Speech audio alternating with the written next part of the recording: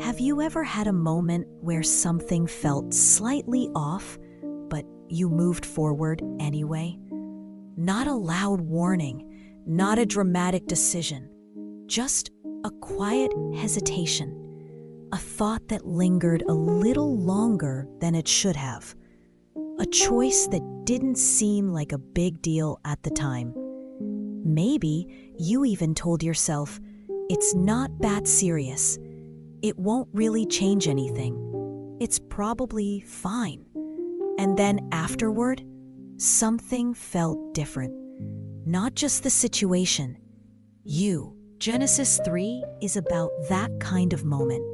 Not chaos, not fireworks, just a question, a subtle shift, and the ripple that follows. Up until this point, everything in the story has been whole.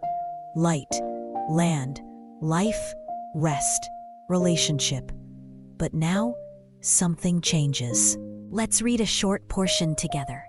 Now the serpent was more crafty than any of the wild animals the Lord God had made. He said to the woman, "Did God really say?" Genesis 3:1 NIV. And a little later, then the eyes of both of them were opened, and they realized they were naked. So they sewed fig leaves together and made coverings for themselves. Genesis 3:7 NIV. A question and an awakening, but not the kind they expected. Genesis 3 introduces us to the serpent. Not aggressive, not forceful, just subtle. The first tactic isn't pressure, it's doubt. Did God really say? That question doesn't attack behavior first. It challenges trust. It reframes what God said. It suggests that maybe something is being withheld. Maybe the boundary isn't protection. Maybe it's limitation. And Eve looks at the fruit. It's described as good for food, pleasing to the eye, desirable for gaining wisdom, practical, attractive, beneficial. That progression feels familiar. Temptation rarely looks destructive at first. It looks reasonable. And the shift that happens isn't just about eating fruit. It's about moving from trusting God to trusting self. When they eat, their eyes are opened, but not in the way they hoped. Instead of empowerment, shame. Instead of confidence, hiding. Instead of connection, fear. For the first time in the story, they feel exposed. And what do? They cover themselves, and then they hide. That detail feels deeply human. When we make decisions that lead to regret, we often do the same. We cover, we deflect, we withdraw, we hide from others, from ourselves, sometimes even from God. And then comes one of the most important lines in the chapter. God calls out, "Where are you?" Not because he doesn't know, but because relationship still matters, even now, even after the choice, even after the shift. Genesis 3 shows us the beginning of shame, the beginning of blame, the beginning of separation. Adam blames Eve. Eve blames the serpent. Responsibility gets redirected. But notice something important. God doesn't disappear. He doesn't abandon them. There are consequences, yes, but there is also pursuit. Before the chapter ends, God makes garments for them. He covers them. They tried to cover themselves with fig leaves, but God provides something better. Even here, grace begins to move. Genesis 3 is often described as the fall, and it is the beginning of brokenness. But it is also the beginning of redemption, because from this point forward, the entire story of Scripture moves toward restoration.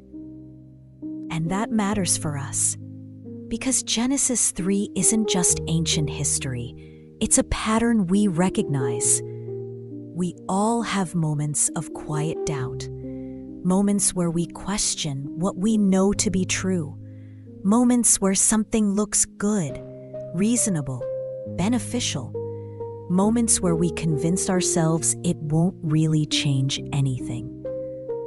And sometimes the biggest shifts in our lives don't start with rebellion. They start with subtle distrust. Maybe there's an area in your life right now where trust feels fragile. Maybe you've been questioning something foundational. Maybe you've felt the tension between what looks good and what is good. Genesis 3 invites us to notice something. The first fracture in the story wasn't about appetite. It was about trust. And when trust breaks, hiding follows. Shame whispers, "You've ruined everything.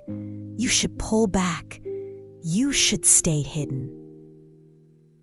But the voice of God in Genesis 3 does something different. It calls out, "Where are you?" Not in anger, in invitation. It's a question that still echoes, not to condemn, but to restore connection. The story doesn't end in the garden. It doesn't end in shame. It doesn't end in hiding. It moves forward.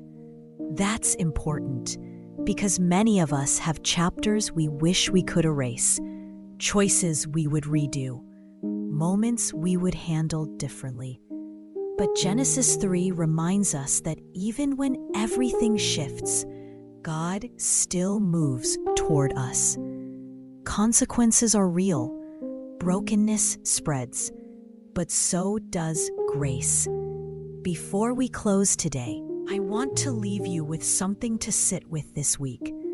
Is there an area in your life where doubt has been quietly shaping your decisions? Is there a place where you've been hiding, emotionally, spiritually, relationally? And if you imagine hearing the question, "Where are you?" what would your honest answer be? Not the polished one, the real one.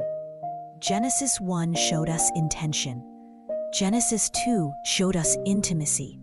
Genesis 3 shows us fracture, but it also shows us pursuit.